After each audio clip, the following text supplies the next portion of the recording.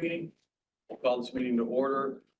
As this meeting is being recorded and for the benefit of those who have dialed in, when recognized by the chair for any motions or seconding, please state your name prior to speaking. Please note that if you are dialed in, you may not make a motion, second a motion, nor vote on a motion.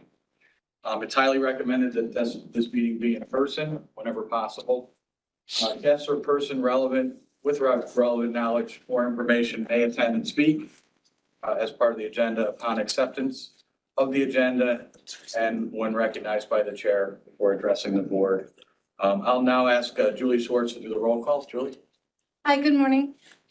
Mark Belshary. Here. Amanda Schultz. Here. Tim Morris. Chris O'Connor. Here. Jeffrey Hauk. Sergeant Gomez versus Jeffrey Hauk. Bob Terry. Here. Todd Murray. Ryan Greenberg or Steve DeZera. Steve? Brian LaFleur. Here. Kimberly Beatty. Michael Volk. Alan Turner. Here. Anthony Tripp. Juan Figueroa. Michael Soretto. Jacqueline Salvatore. Alan Berkowitz.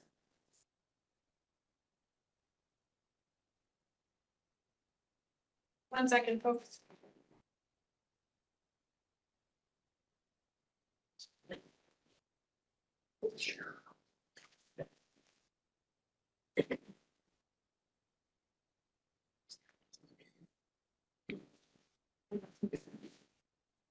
This came over.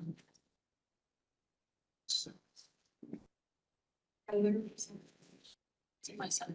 Is anybody online virtually?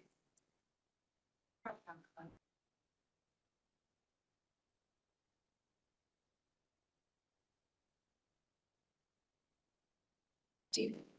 Steve Carr is here, but I'm not voting. Stephen Carr. Steve Carr. Steve Carr.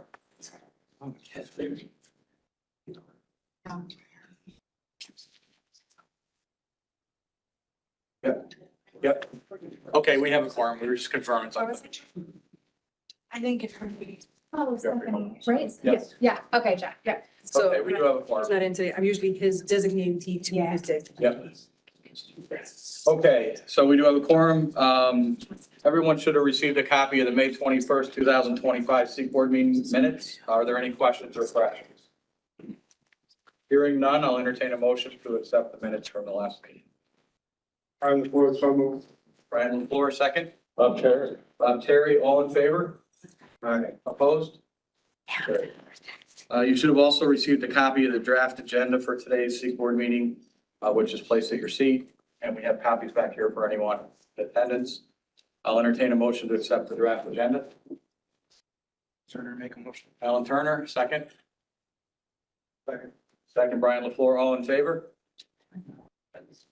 Okay, the motion's carried. We'll start off with some committee reports. I want advisory, Alan. We continue to meet monthly, and we've had very good discussions on it moving forward with the expected changes to the rules. Good discussions. Hopefully continue to move forward as meetings. Okay. Thank you for Amanda for all her help. You're welcome. Thank you, Alan. All right, we'll move on to the NG91 working group. Amanda? Okay, so our last meeting was held on July 9th. We have begun working on some policy and procedure consideration document with the help of MCP. This is taking the strategic initiatives that are on the NG911 strategic plan, year one strategic initiatives, and trying to figure out what policies need to be developed. So that will be coming. We're going to be working on that within the next couple of meetings. That will also help us guide counties into beginning to think about what they need to do. So under review right now is the backup PSAP guideline that we've been working on and the technical and operations subcommittee that we talked about at the May meeting. That is under review and hopefully will be out as soon as possible. Next slide. Thanks, Amanda. GIS Working Group, Jason? Yeah, so there have been 3 regular meetings since the last Seaport meeting. We're averaging 75 attendees and adding first-time attendees. Attendance has been consistent. Attendees are engaged, and we've had a lot of good discussions. We're providing presentations to keep attendance up and educate the group. Discussions have focused on next-gen 911 effect on legacy processes, especially CAD, resolving boundary issues between counties, and onboarding counties and getting counties to participate more in the ITSGO Streets and Address Management Program, which is for entering their local addresses and street updates. Oh, you got one more thought? Oh, yeah, the presentations. So some of the recent presentations have been the paths to next gen 911 from other states. How GIS relates to the ALI MSAG, and the more details about participation in the Streets and Address Program by ITSGO. Thanks, Jason. Yeah. Steve, I know you're online. Did you have anything wanted to add? No, Mark, but I do want to thank Amanda and the state, for helping give us the resources to keep the attendance up and keep the meetings interesting. So thanks to your team. Thanks, Steve. Okay, we'll move on to the State Agency Communications Committee. Kathleen. Morning, everyone. We met here on August 11th.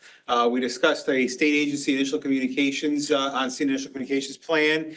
We've discussed it before. Now we have some finalized maps for it. We are going to distribute it to the state agency group and hopefully approve it on the October meeting and then distribute it out to state agencies for their use. We also had our typical agency roundtable, where agencies updated on their projects. A number of them continue to work on radio replacement projects and new sites. And then I think you're up on citizen alerting as well. So that's Citizen Alerting Committee. So we met on July 31st. We discussed the FCC's request for comment on changes to EAS, the Emergency Alert System, and WEA, the wireless emergency alerts. They're calling this the modernization of the nation's alerting systems.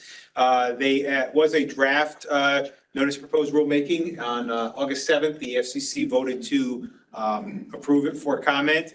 It's going to be a 30-day of comment period once it's published in the Federal Register, which will probably be the next couple of weeks. So figure probably somewhere around 45 to 60 days before comments will be due. And they're asking for a wide variety of comments from the public and the industry on how to improve the delivery of wireless emergency alert system, who can alert alerting authorities, should it be extended to industry, new types of media that could be passed through wireless emergency alerts or EAS, how to get messages to streaming services. So a lot of people these days are, consuming streaming content. They're watching their, movies and TV through streaming platforms, which do not receive the emergency alerts. Is there a way to make it so that if you're watching, a streaming service, a movie, and there's an emergency alert generated, you will see it on your streaming platform? So there's a lot of comments. It's if you're interested in commenting on that, certainly it's open for any member of the public to file comments. We also had an update on our New York Alert Working Group. We continue to develop a best practices guide for agencies and counties that use New York Alert. Madison McGuire from State OEM is leading that effort. And we also discussed some wireless emergency alert delivery issues. There was an Amber Alert last month in New York, and there were some issues related to delivery of the wireless emergency alert to subscriber cell phones. Some people got it more than once, got it delayed, got it after it was canceled. So we had some discussions with FEMA on that, and we have a follow-up discussion next week. Just as a reminder, DHSES has launched a new text-to-join service, 333-111. You text 333-111 and your county or borough name to sign up, and you get curated alerts, weather alerts, or other emergency alerts. No other registration is required. other than just sending the text to sign up. And you can sign up for multiple counties, like for example, where you live and where you work. Just use several text messages. So text the first county, then send another message with another county. And there's the link where you can get full details on how to sign up and some advertising material if you want to spread the word. End of report. Thanks, Matt. Any questions for Matt or any of the other committees? Okay. We'll entertain a motion to accept committee reports. Steve? Second by Todd. All those in favor? Aye. Opposed? Carried. Program updates. Phil, want to talk about grants? Right now, all the grants are still in progress and nothing more to report. You're welcome. Julie, you want to talk a little bit about the communications unit? Sorry, there's not much to update you guys on. Right now, this is the schedule that we have going forward. There's a lot of, offerings that were postponed due to attendance or availability of instructors. So you can see upcoming, we have a heavy fall, we have a heavy lift for the fall. So this is the end of the year.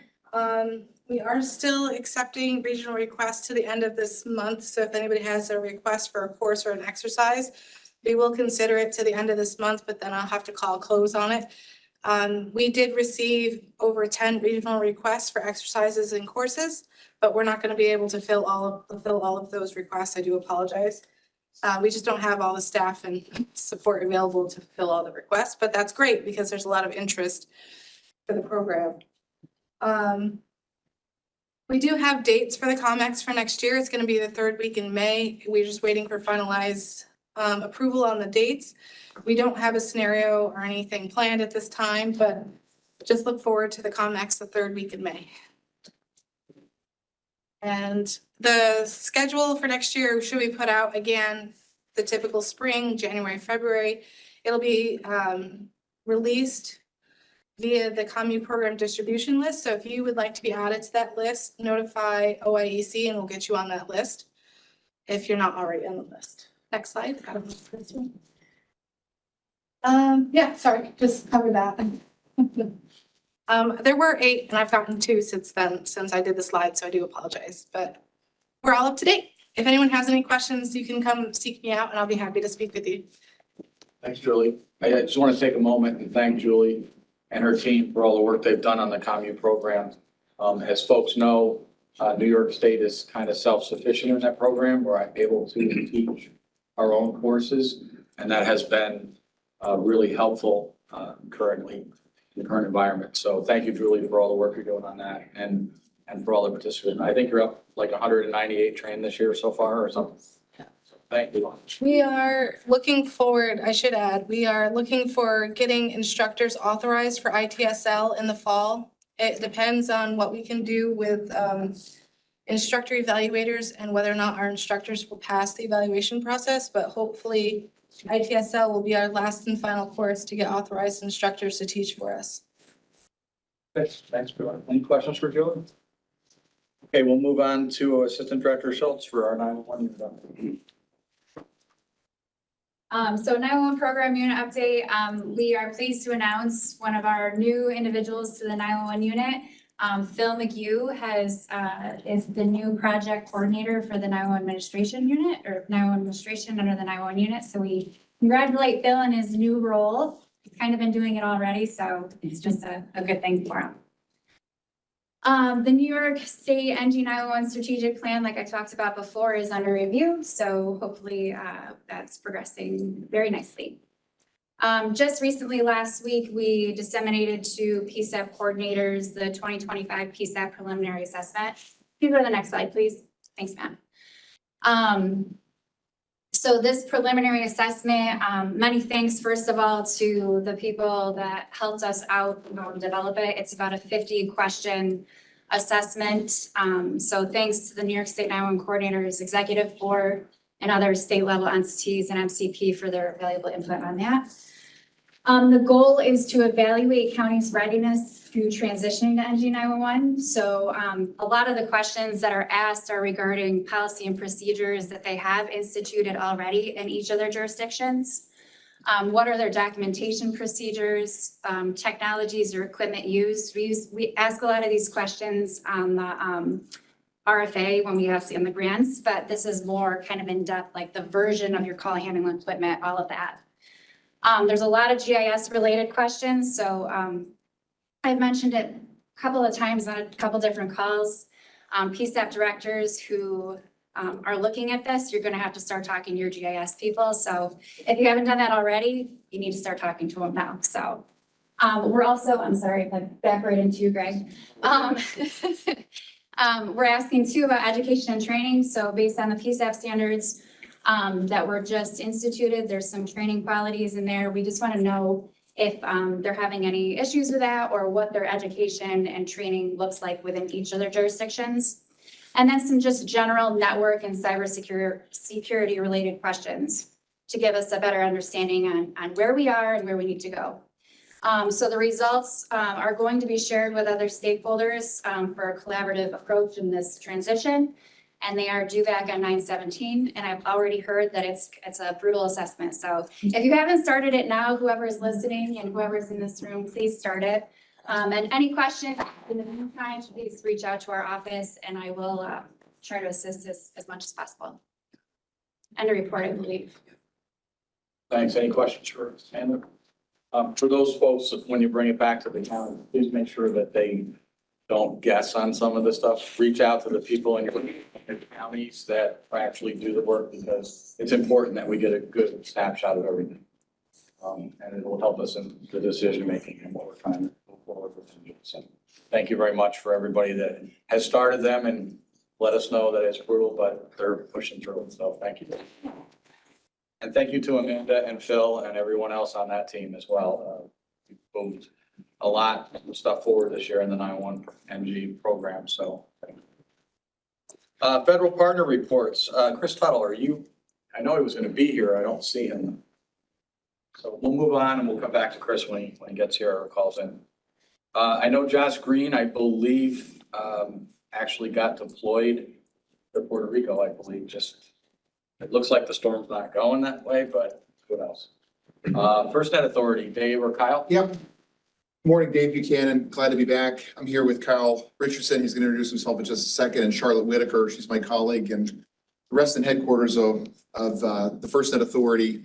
She's our director of federal government engagement. I'm the director of our state, local, tribal engagement. Kyle's our Region 2 rep. I'm going to give you a quick update of what we've been doing since the last time I was here in May. The main activity that we've been engaged in is what we're calling the coverage engagement workshops. Been to 24 states and territories this calendar year to engage with public safety, to get your feedback prior to making new coverage investments to enhance the NPSBN, the Nationwide Public Safety Broadband Network. We're in town because we met here with stakeholders in this room, public safety stakeholders in this room for New York yesterday. We've got meetings this afternoon, so glad to be back here meeting with all of you. These workshops have gone, I think, extraordinarily well. It allows us to get public safety's input. Our directive from our board of directors is to make sure we're getting public safety's feedback prior to making investments. These meetings are allowing us to do that, and they've been productive in allowing us to capture those priorities to date.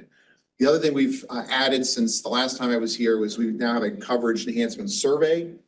All of you and your colleagues who are public safety in New York can participate. An opportunity, very quick, very easy, very simple process for submitting where you want to suggest that we focus our investment dollars on enhancing coverage in the state of New York. Kyle will talk more about what he's doing to help with that, but we're have that open. It's available to you, and love to encourage you and your colleagues that have an interest in bringing to our attention where you've got coverage needs, that information, so we can use that to help us guide those investments.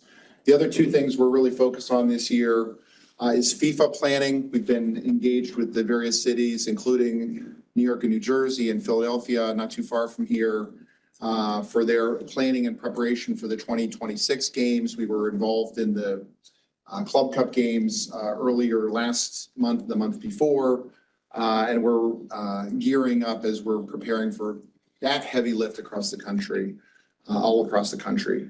And the other thing we're doing this time of year, really all times of the year, but particularly in the summer, is helping public safety with their planning and preparations for any upcoming disasters that they may be preparing for, helping with their PACE planning, helping them with their any of the ESF2 conversations, helping make sure they understand how they can optimize use of FirstNet before disaster strikes so that when it happens, they're ready to go.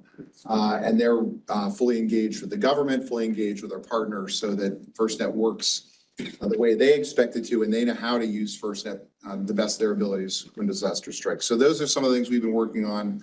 Kyle talked a little bit about what we've done here specifically in New York. Thanks, Dave. Thanks, everybody. Recently took on New York around June. So, but I've been with the FirstNet Authority for 11 years. National Guard background from Cattaraugus County, so I'm glad to be back here in the home state. Just kind of give you some engagement highlights since I've taken on this role throughout New York.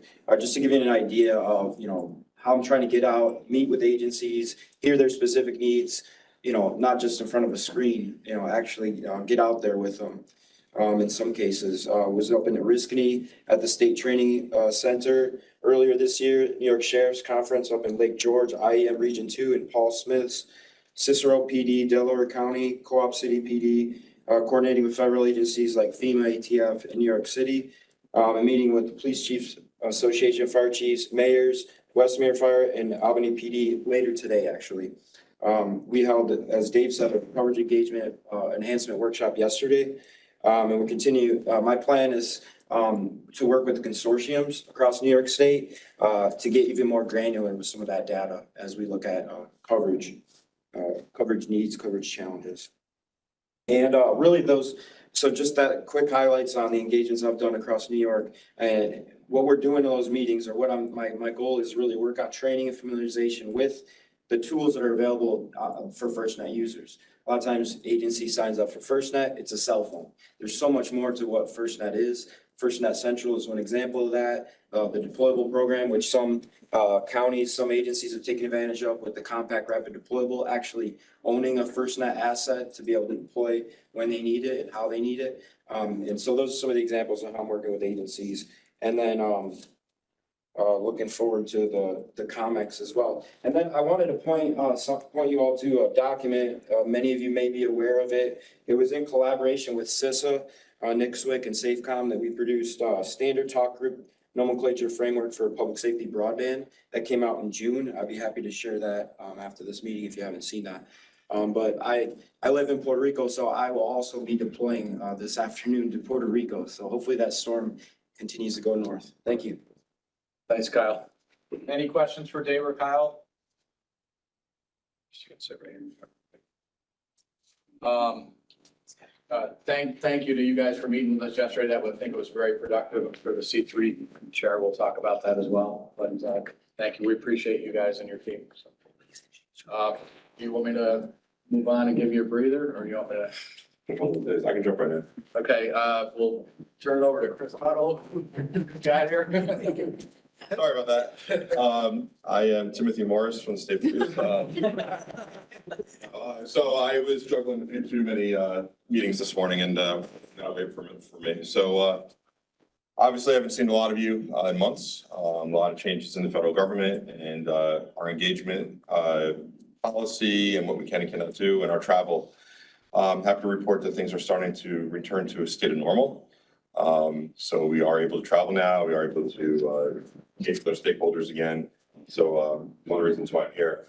One of the reasons why I was late is because there's another aspect to the federal government that has been a question, which is the ability to support federal responses during major emergencies. What's FEMA's role going to be? What is DHS's role going to be? So we have a hurricane that's going to be threatening the Caribbean territories in the next 72 hours, roughly. So we are doing a full deployment of all the ESFs, incident management teams, FEMA personnel, et cetera. So I will be departing later this evening for ESF2 in Puerto Rico. So there's been no hiccup or holding back of federal resources to support the state and local stakeholders in a major potential incident. So positives all around. So just kind of high level some stuff. With the change in administration and the change in the approach to the federal budget and government, One of the things that we saw was the loss of the technical assistance program, the Emergency Communications Technical Assistance Program, which many of you know from the COMU work, skip workshops, governance documents, things of that nature. What is allowed to be continued is the support of state COMU programs. So where a state has an established COMU program that already have the instructors, the methods, the facilities to hold those classes, the government's still supporting those with materials and in some cases proctoring the classes to ensure the instructors are meeting the requirements as set forth by the federal government. I can sit here and tell you unequivocally, New York State leads the nation. They are the leader in the United States as it pertains to the COMU program. There's no other state that comes close. And even with the challenges that have been going on for the last 8 months and unknowns on additional funding and what the future may hold, there's been no holding back of requests. There's been no holding back of people registering for classes in New York, and also other states looking at what New York is doing and how to mimic it, moving it forward. So I want you all to realize that the work that OIEC has done over the years, going back to when the COMU program began to where it is now, has paid off dividends. You literally found yourselves in a spot where there's really no other state that can sustain the COMU program like New York is right now. So that's major kudos to all those who've been part of the COMU program over the years in New York. Likewise, it's just as important, though, to ensure that in your counties and your agencies, if you have personnel that are interested in taking classes, encourage them to go take the classes. Because as the classes aren't filled, then we start to lose that proficiency and also that bench depth that we're going to need. So just kind of want to really highlight that. In July next year, we have the World Cup coming to North America, both Toronto and the New York City area or New York State. However, we have games in Boston, Philly, et cetera, to kind of really blanket the Northeast, if you will. At the same time, the 250th anniversary of America will be going on with all sorts of additional special events that are going to culminate that. New York City Sail 250, which will be a large tall ships event, largest one since I believe the 1980s, and various other events. What we started to see talking to some of our counties outside of the metropolitan areas is everyone's going to be planning something. It might be a county fair, it might be fireworks in a county that never had fireworks before, but there's going to be something nationwide everywhere trying to celebrate the 250th anniversary. And one thing we've heard talking to a lot of just normal citizens and relatives in the greater New York City area is they're going to leave. I'm like, what do you mean you're going to leave? Like, well, I'm not staying in Bergen County, which is where I'm from, Hackensack, Paramus area, 10 miles outside New York City. I'm not going to stay around that because I don't want to deal with the traffic for the World Cup. I don't want to deal with the traffic for the city. So I'm going to go to Sussex County, New Jersey. They have a really cool fair every year on July 4th. Okay. So you start talking to more and more people, and that seems to be the mantra we're hearing from more and more people. Those who live in the urban environment are going to leave and go to the rural environment to escape that craziness while all the visitors and, et cetera, come into the urban environment to visit. That being said, emergency communications across the board is going to be taxed that entire period of time. From land mobile radio to 911 to alerts and warning, you name it, it's going to be taxed. Start thinking now about staffing. Start thinking now about what your shortfalls are. Because I'm waving the flag as high as I possibly can to New York, New Jersey, to start to consider QNAC requests from out-of-state resources, whether it be COMU teams, TERT teams, et cetera. Bring them in, stage them, and deploy them as needed to other counties or to where the special event is. We also got to remember, it's going to probably have a high visibility with the president most likely attending at some point in New York City. You have international issues with the Toronto games, and there's fans leaving Toronto, coming back into America to go to either Boston, Philly, or New York for games. There's a lot of different attributes to this period of time that are going to create challenges that we've not seen before. This also includes engagement with our commercial carriers and understanding where events might be popping up that might normally not have, and what the coverage might be there for citizens' ability to receive alerts and warnings or call 911. And then the last but not least, which is all the unofficial stuff that none of us are gonna know about. The watch parties for a team or for a country that no one coordinates with anyone officially. Or, you know, the bar that's gonna rent a huge tent and bring everyone in and say, we're gonna do a watch party for dollar drafts that day. There's opportunities here and a lot of things we have to start to think about. So what I'd like to do for the next SEEK meeting is just have a kind of FIFA overview on what some of the threats and some of the concerns are.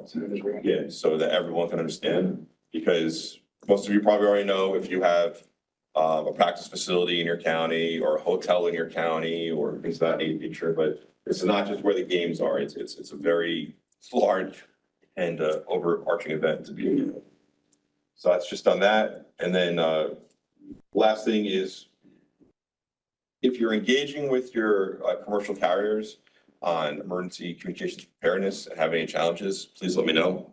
The ComISAC, which is the Information Sharing Analysis Center for Communications, is overseen by CISA. And Lumen and Verizon are the two co-chairs. The gentleman from Lumen, who is the co-chair, is former DHS, former FCC. He understands it from your perspective as a stakeholder, and he wants to ensure that any issues that are going on the ground do get up to the right level and are addressed. So that's not only 911 issues, that might be cutover issues, there might be receptive issues on, lingering problems. And then, of course, we bubble it up to, real bad days on any sort of swatting or spoofing calls or incidents, any SF2, any major emergency communications issues.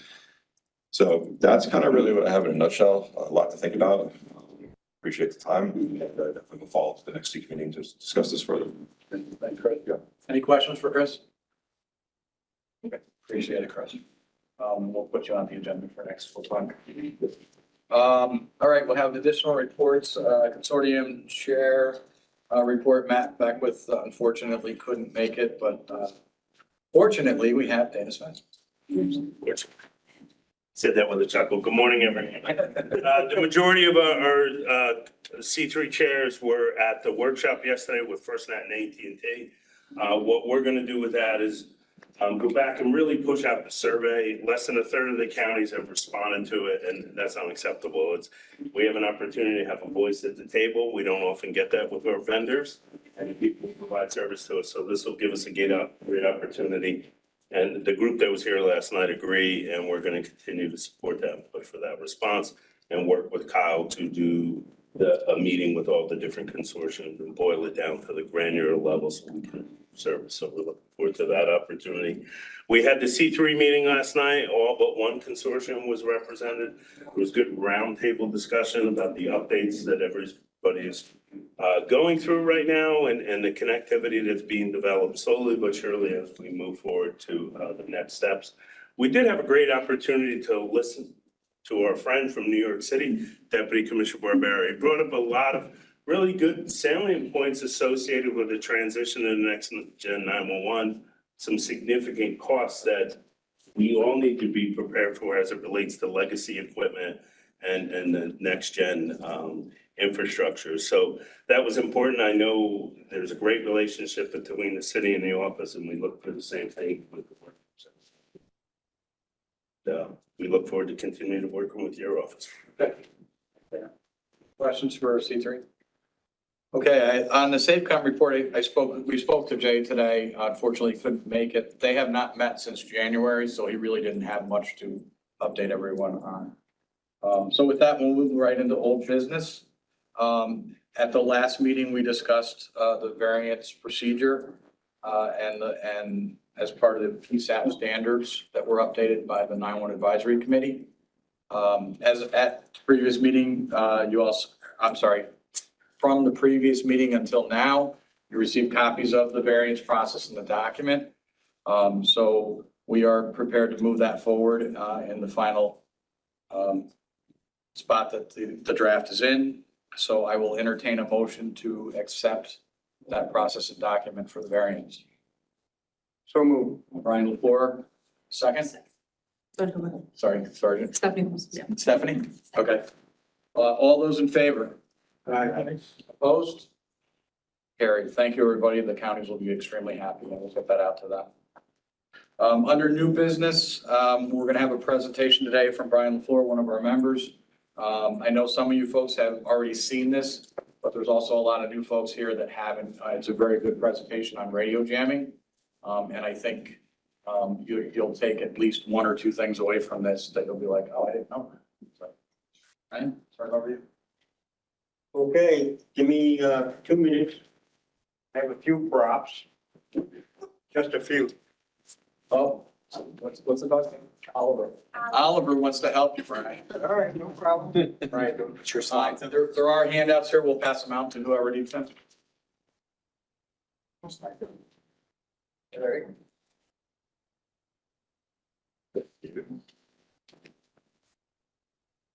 You got one. Do you have this for last time? No, I just. Oh, yeah, you don't need this.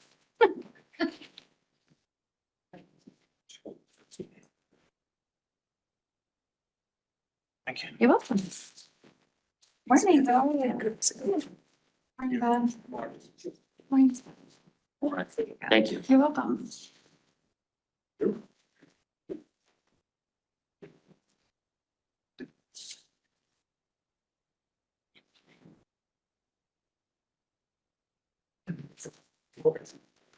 Yes, I have a lot of stuff. Brian, you need help with anything? You good? Pardon me? You need help with anything? You need help? No, I'm good, thank you. If you want to play Vanna White or something, that would be cool. Yeah. Okay. Slide two. Do you want to drive? Yeah, please.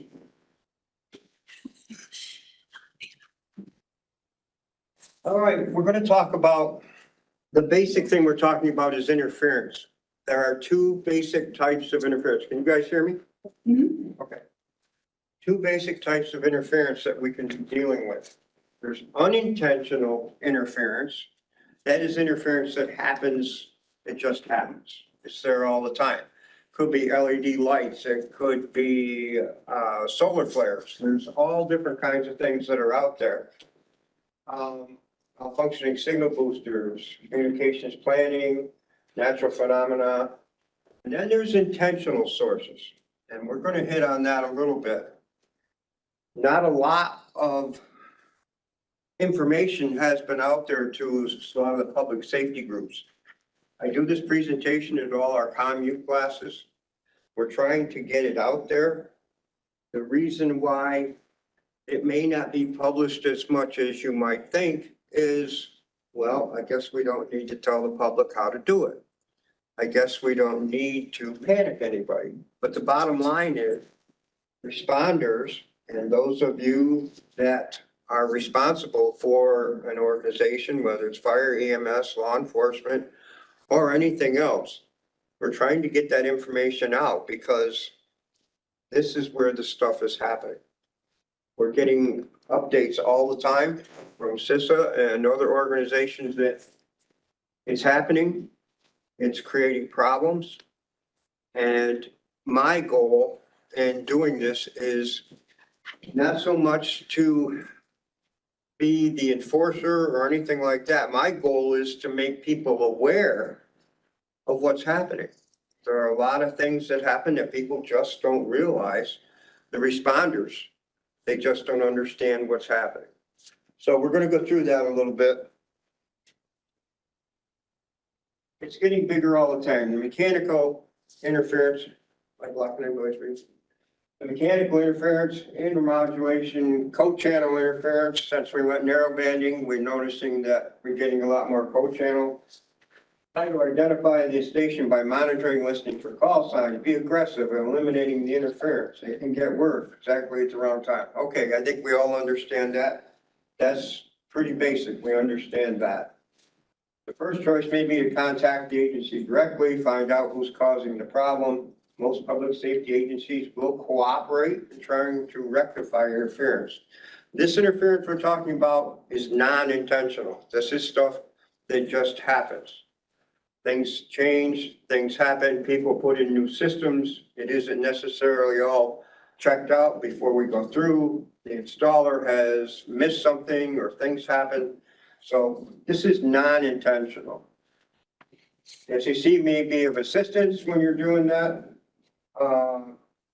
Make the operator information can be obtained from the FCC, the universal licensing system.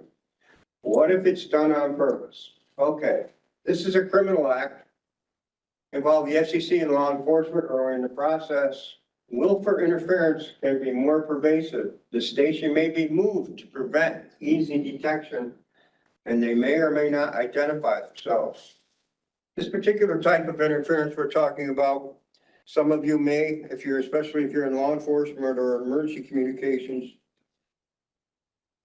Technology is great. There are things that happen. There are things that you can buy on Amazon and everywhere else. Who can tell me what radio this is? Come on, somebody knows what this is. Laurel. It's an APX 8000. This is very similar. There's a lot of agencies using this, anybody that has enough money. And this is a radio that is very common. It will do a great deal. Is the state still using the 8000, Matt? So with any Motorola radio, how can you tell me, how much does it cost? The cost is the model number. Okay, that is typical with any Motorola radio, especially for the MSRP, the regular cost, $8,000. Okay. No, exactly. This is also an APX 8000. Looks very similar. It's a clone for the APX 8000. Available on Amazon for $129. Now, most people say that's not possible. Well, believe me, it is. Not the same options or capabilities, but what's similar is it can be programmed. You can go on Radio Reference. Everybody know what Radio Reference is? That's a nationwide organization where you can go online. You can type in your county, your location, whatever, and they will tell you everything you need to know about all the communications in that area. Everything. Most of the time, if you're building a new system and you're putting something new in, before you can get back to your office, Radio Reference will have the frequencies, the private line, all the codes, and the stuff that goes with your system online. Anybody that has a programmable version of any radio that wants to create a problem for you, transmitting, causing problems while you're transmitting, even swatting, all those kinds of things. If somebody has a radio, now this stuff can come across, it can interfere with your system, it could get people going the wrong direction, all those kinds of things. So, just to talk about that, that's simple. This is a thing. Everybody likes the pow fangs, right, John? Don't own one. Don't pick on me. $39. Okay. This is an average. This is a little interesting. This radio, if you are in public safety or wherever you are, if you're using a radio, this radio can pick that information up. In other words, it can listen and it will see on the display what the frequency is, what the private line code is. And what's interesting is, should that happen and you have this and you're doing it, in the middle of that, if you click the push to talk button, it will load that frequency and private line code into the radio. And now, without having to do anything else, having a computer or anything, you now have the ability to talk on that frequency. So, is that allowed? No. Does it happen? Absolutely. The OIC technical team, those guys have dealt with some very interesting bad people who are out there using bandit radios and all kinds of things. Some they've been able to get arrested, some of them not so much. When you have to call in the FCC and all those people, that's a real issue. But that's just that kind of interference.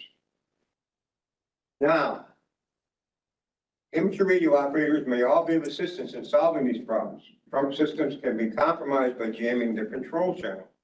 All trunk systems, the way they operate is there is a control channel that's operating all the time.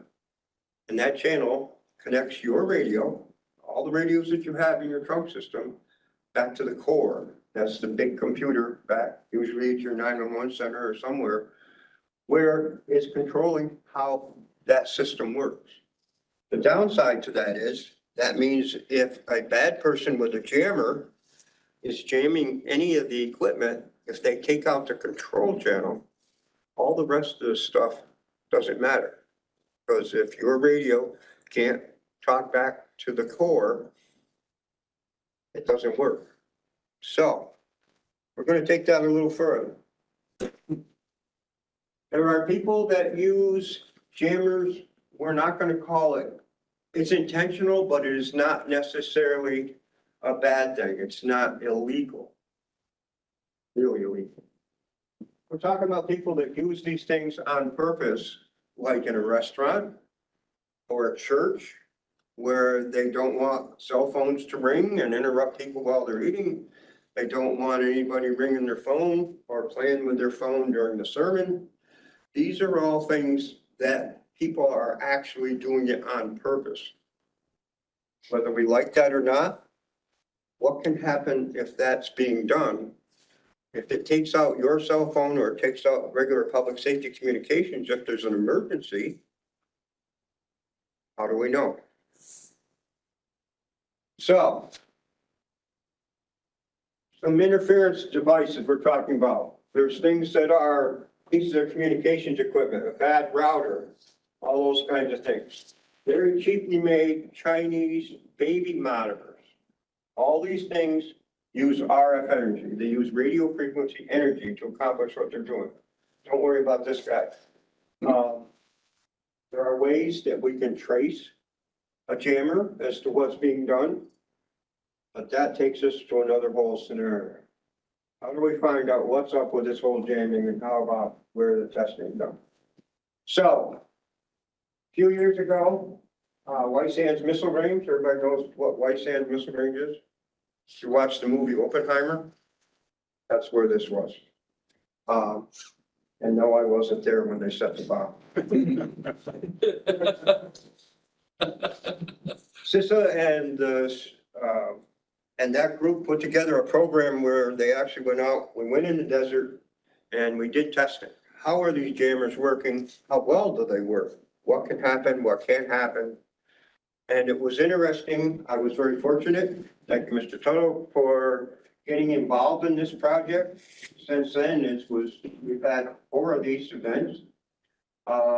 Yeah, all it is in the desert is sand. The exercise, I'm not going to go through all of this. The goal was to test jammers,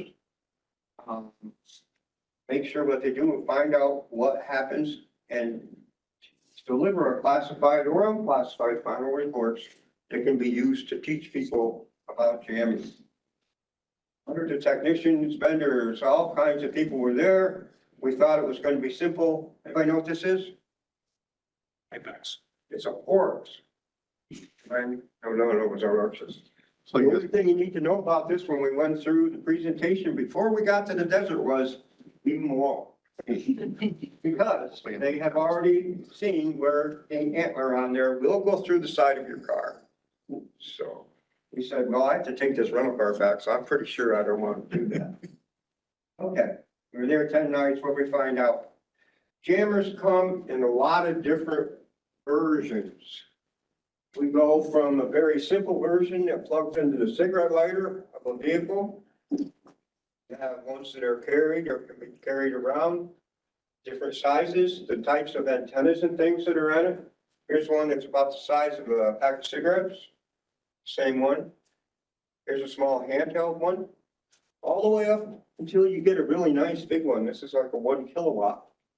These devices are really bad. You'll be able to tell most jammers have what's called heat sinks on them. And you see the fans. Why?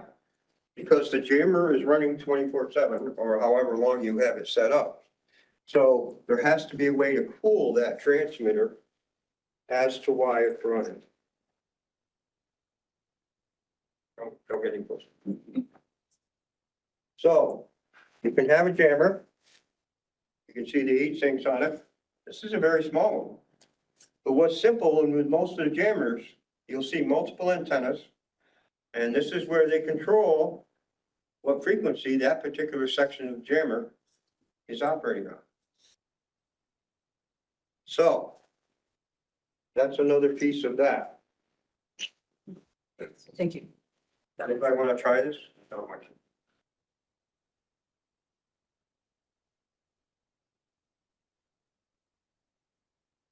Here's the important thing, not that you need to know this, but any of the technical discussions that we have. This is a signal you might see on a spectrum analyzer, a unit that technical people use to look at radio transmissions.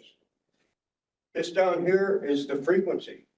Not that that means a lot to most of you, but it takes a long ways. You can see all the way from bottom to bottom, all the way up into 3 gig. So if this is your transmission, this is you talking on the radio, the green. If the jammer is operating at the level of the red line, what does that mean? You're being jammed, okay? That's the bottom line, is if the jammer is more powerful than what you have, then that's a problem. So the first thing somebody says to me, no problem, we have 100-watt radios in our cars. We have all the power we need. Not your trunk system, they're not that big, but anyhow, you come from where I get all the power you can. So why does the power of what you have not affect what the jamming is doing to you? The jammer is only affecting your receive section of your radio. So what it's doing is it's scrambling, jamming, whatever, what's coming into your radio. When you push the button, you could have 1,000,000 watts. It doesn't matter if the receive side of your radio is being jammed. And this is what makes it difficult to deal with. One thing that we found, of all the frequencies that are out there, all the ones that we tested, some of these are a little scary.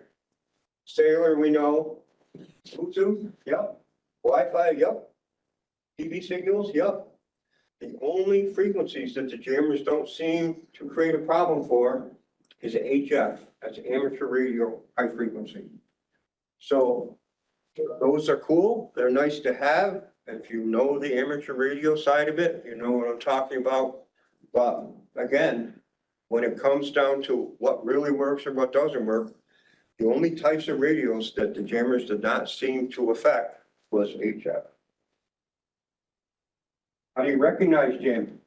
This is the important thing that we're trying to get across to public safety. In my world, where I live, if you have a radio and all of a sudden you find out you can't hear anything, it's not working, what do? You throw it on the seat and you say, this is a piece of shit. I told them the system wasn't going to work. And you go back to the office and get a new radio. Okay. So they go back to the office and they get a new radio. Does it work? Yeah, because now he's nowhere near the jammer, right? So everybody goes, yeah, I told those guys that radio's junk. And this is where we go, and this is why we need people to understand.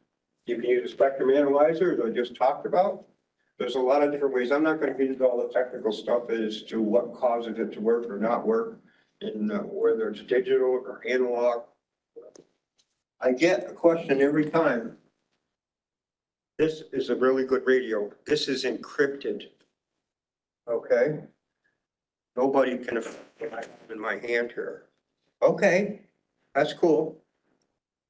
Does encryption matter? Not when it's wrecking the receive side of your radio, right? If it can't receive, it can't receive. So it doesn't matter whether you're encrypted, digital, analog. Makes no difference at all. It doesn't care. It's not going to work. This is just some more examples of what I was showing you, what a spectrum analyzer can do. This is an expensive analyzer. Again, for those in the classes that we do, they go, oh yeah, yeah, that's my radio guy. He's got one of those, like a big box that he carries, it's really heavy. And everybody goes, that's cool. How much does that spectrum analyzer cost? 60. I know? 50, 60,000. 60, 80, $100,000. Does everybody have one of those? No, not really, which is good. I like that one, but I don't. Here's the next thing. Here's an inexpensive one. This is a device that is a little module about this big, plugs into the USB port on your computer, has a little antenna on it, and will read almost the same thing as the $60,000 one. That's pretty interesting. We found that when we were out in the desert. There were people there that had these, and they're showing me a picture, looks just like the one that the guy in the FCC truck has. Okay, well, now we learn a little bit about that.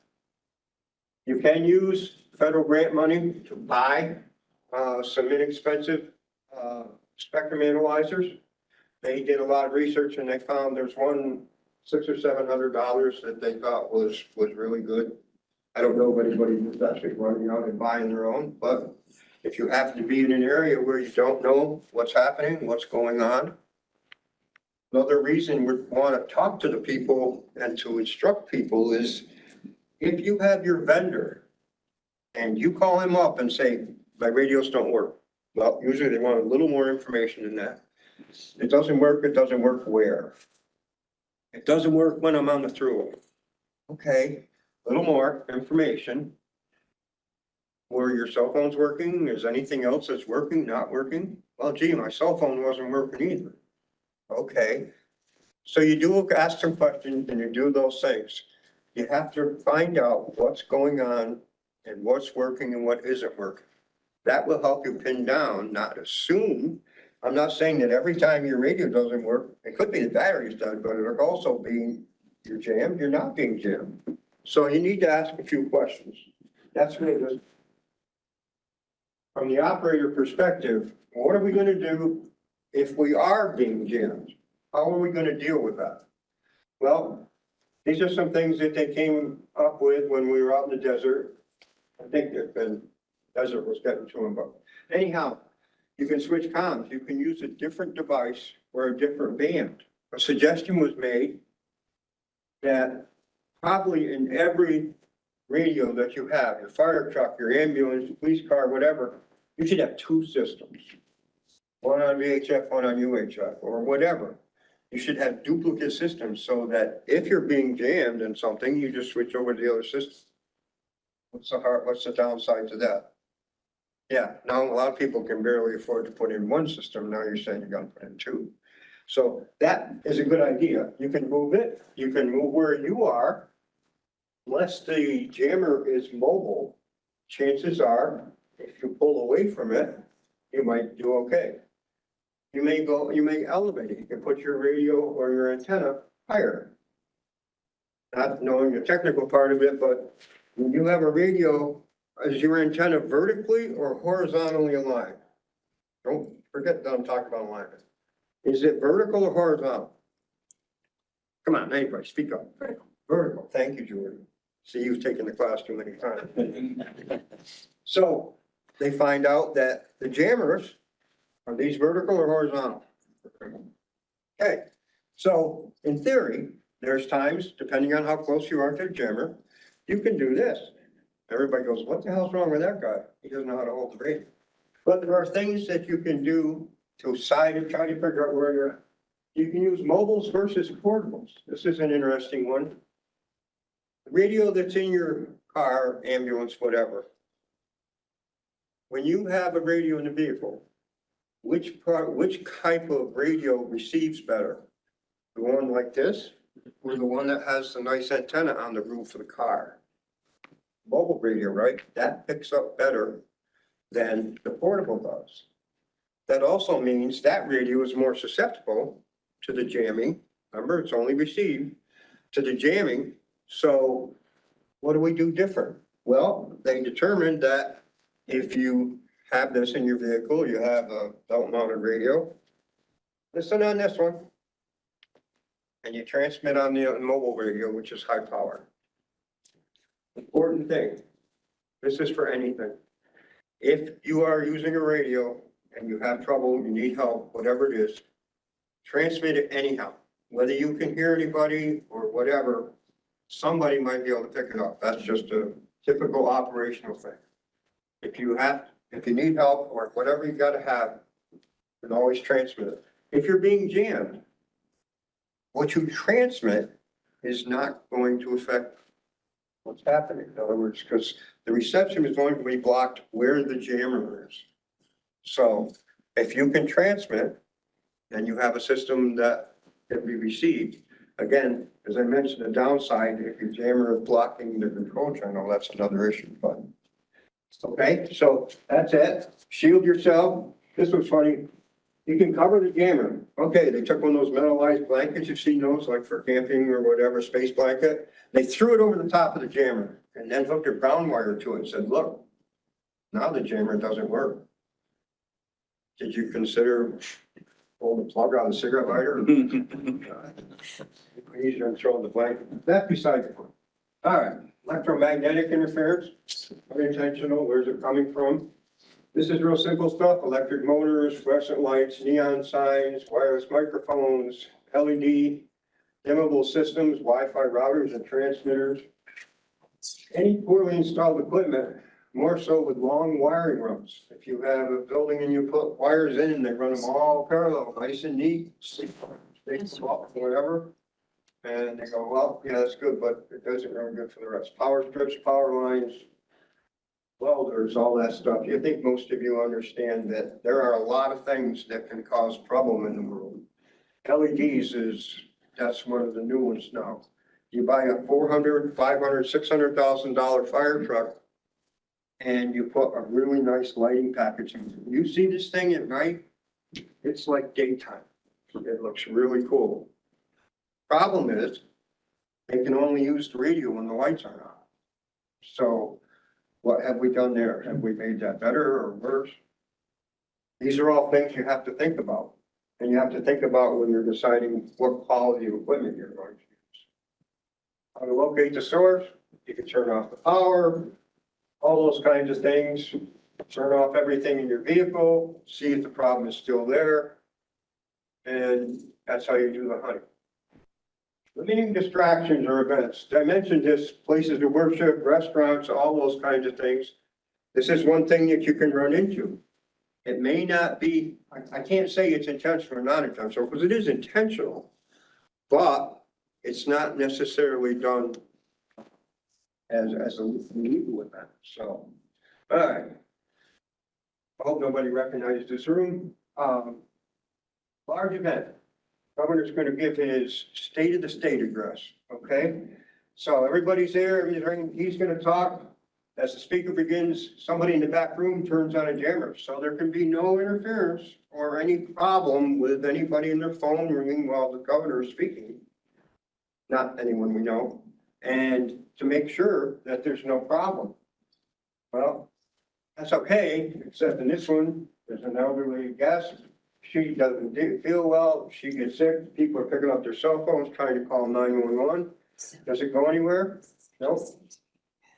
Our rescue call, somebody was out in the hallway up to an office or somewhere, uses a regular phone, calls 911. All they get there and they go, well, so the system's no good, not really. This scenario can be played out anywhere. The bottom line is, your paramedics get there, they can't talk to the hospital. They took up their 12 lead and they're gonna send a strip to the hospital. Is that gonna work? Nope. So these are the kind of things, again, trying to get the awareness of what a jammer can really do. Something as simple as this. It can create a problem. Is it going to create a problem in their whole town? No. Is it going to create a problem where you are? Possibly. That's the reason that people have. This is a jammer that was found. This was at a burglary. You can see the jammer. Very expensive jewelry store. The guy comes in the morning, the owner gets even robbed. The place is trash. Somebody broke in, took all the stuff, broke into everything. Okay, what happened here? Picks up his cell phone to call 911. Does it go anywhere? Nope. Okay. So he walks across the street to the convenience store. Oh, his cell phone starts working now. Okay. So he calls 911. They're going to send a car. The car gets there, the officer pulls up out front, goes to talk to his office and say, I'm here. Oh, no response. Okay, well, they keep moving along. The owner says, well, go over to the convenience store, use their phone. Okay, and they did investigation. Anyhow, long story short, they go through all this and eventually they got up on the roof of the building and they find this plugged into a jump box. You know what a jump box is? Thing you can use to jump start your car. Usually has a cigarette lighter plug on it. There it is, jump box, when this thing's sitting up on the roof. So what really happened here? How were they able to do their burglary? Most alarm systems have at least two ways for that signal to go to a central station, the police department, whatever. Okay, usually over phone lines and over cellular or some other kind of wireless device. Well, if you take out the cellular side of that alarm system, and as they found here, on the side of the building where the wires came in from the phone company, they cut the wires. So now, have they eliminated the alarm system? Yeah, pretty much. Here's another interesting one. This is a relatively expensive jammer, as you might guess. Now, people look at this and they go, well, you said it was a watch store that was robbed.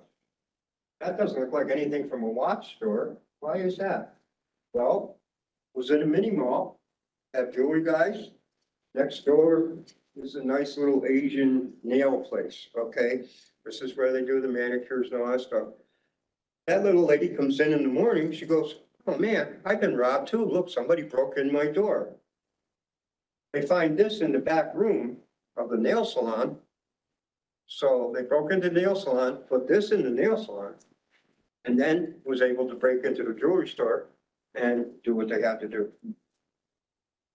Undercover surveillance, this is one of the things they see, the bad guys, drug dealers, all those kinds of things.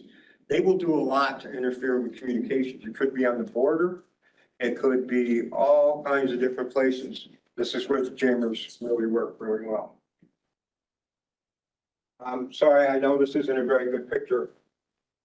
This was taken from a security camera in a mall. What they found was there was a group of 6 guys and they're walking down the mall. I would think someone would have noticed that they had masks and stuff on, although they could be just immigration guys. Well, sorry. That big jammer that you saw there with the multiple antennas, it's in a case. Guy has a strap around his neck and he is carrying it like this. He walks up to the jewelry store, walks inside, and the guys behind him, they got their masks on, guns, all that stuff. They rob the place. How's the owner? He pushes a button under the desk for his wireless panic alarm. Does that work? No. Cell phone? No. Cameras in the jewelry store. Wi-Fi. Okay? This is the kind of stuff that people don't realize. We all learn to say, I'm going to use Wi-Fi. How many wireless devices do you have in your home? Garage door opener, wires, TV remotes. There's just a ton of stuff that you might not even think about. What if you have a wireless microphone for your radio? To take out Bluetooth? Yeah. It's pretty scary when you look at what's going on. Do this one real quick. Canine patrol. Anybody here in law enforcement? Law enforcement uses canine patrols. They're really nice units. Great thing to have. This is just a quick scenario. Bottom line is the officer stops tractor trailer and he goes and tries to deal with the driver and they get into a scuffle. How does a canine officer get the dog out of the car to come help him? Right? Got like a wireless, like a doorbell operator or a garage door opener, right? I'm here. He pushes a button. Well, wait a minute. You saw that cigarette lighter jammer that I showed you? The truckers are all using those. Why would you want to use that in a truck? Yes. blocks the GPS signal on that little satellite that's on the top of his truck that tells his dispatcher where he is. Okay, well, that's still plugged into the dashboard. So again, creates a problem for this officer. This is a long story. It's a long story, but the bottom line is, you see the top line? Do you have, who here has a doorbell camera? Everybody, who's got a doorbell camera? Yeah, how does it work? What? It's got wires up to it? Wi-Fi? Wi-Fi. Okay. So here's what's happening, and this actually happened to one of our other instructors. He's the one that brought this to my attention. He gets a text that says, well, a package I ordered from Amazon is here. I didn't get any indication from my doorbell camera. I wonder why. So I'm gonna find out that some of the delivery guys and the bad people that are stealing packages, not that Christmas is coming up, and stealing packages, they have a picture of a guy. He's out on the street. He's got a jammer. He turns the jammer on, eliminates all the cameras, the surveillance cameras, the ones that are all Wi-Fi. Is that not gonna work? Nope. Does what he wants to do, breaks in, steals the packages, whatever. He gets back in his car, drives away. Are we running out of time, Mark? Almost. All right, sorry. Okay. Get involved, get prepared. This is the whole thing. Everybody needs to be aware of it, and be aware of what the threats are. There's so much, it's too easy to call your radio company and say, well, this is why my radios don't work, or my radios aren't working. Well, we don't know why they're not working. Do you think the radio guy always brings a spectrum analyzer with him when he goes out to look at a radio that doesn't work? Probably not. So anyhow, that's where we're at. Report jamming, that flyer that you saw, that you have there, has an 800 number on it. And shows there a couple of pictures of some different types of jammers that are out there. There's all kinds. The FCC does track these calls if they start to get a number of calls from the same area or from the same type of operation. That's what they do. That's that picture there. Okay. Now, if you see a vehicle like this, this is an OIC RDF vehicle. When they are tracing something being jammed, they have trucks. How many they got now, Mark? 3, 4? The RDFs? They were designed especially for being able to find out where an air transmitter is. And these guys are very, very good at it. Is this something that you have this in your area or something you could call? They're a resource that you could ask for? Have to go through your emergency manager, make sure you do the right going through the right system. These guys are great. Sure, to top of it, the commu training. Go through the commu, we don't need to spend a lot of time on that. Questions? Sorry for so long, but it is what it is. No questions? Okay. Anybody want to buy this? No. I'm all set, Mark. Thank Thanks, you. Brian. I know it's a dry topic, and it's a little technical, and some of the board members probably don't have radio systems to deal with it, all the counties do. But we did this presentation now at all our commute courses. And we've actually had folks call that were law enforcement and says, hey, and they send me a picture of a jammer they found during one of the burglaries and things that Brian talks about. Yep. So it's just another tool, but it's a dry topic and a little technical, but really something everybody should at least take a moment and look at and see if possibly it could be that. Anybody has an organization that, law enforcement or something that you would like to get more information? I'm willing to provide that or come and do this quick demonstration again. If you want to, if not, like I say right now, all we do is for our commune people. This is something that we show to them so that they are aware of that. Thanks again, Brian.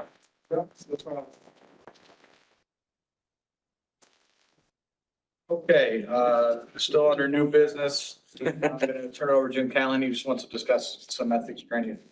Just a quick reminder for all the appointed board members. So under the new all like to do ethics training a bit more frequently. So we're going to be doing a session for everybody after today's meeting. So just stick around after the meeting, do a quick ethics training, and to be clear, that's only for the folks who are appointed members. Everyone is here representing a state agency. You can skip it. You should still take ethics training with your home agency. So any appointed members, both here and on the telephone line, please stick around and I'll give us an ethics training to try to keep us all compliant with the new rules. So thank you. Thanks, Pat. Does anybody else have any other new business? Now I'll entertain a motion to accept new business. Make the motion, Bob Terry. Bob Terry? I'll take that motion. All right. All those in favor? Opposed? Carried. Do we have anything for the good of the order? Okay. The next meeting will be October 22nd. Appreciate everybody attending on this nice day. Hopefully we don't have snow that comes. I know, October snowstorms do happen. But anyway, thanks, everybody. Enjoy the rest of your day. I'll entertain a motion to adjourn. Motion by Todd, second by Steve, all in favor? Carrie, thank you, everyone.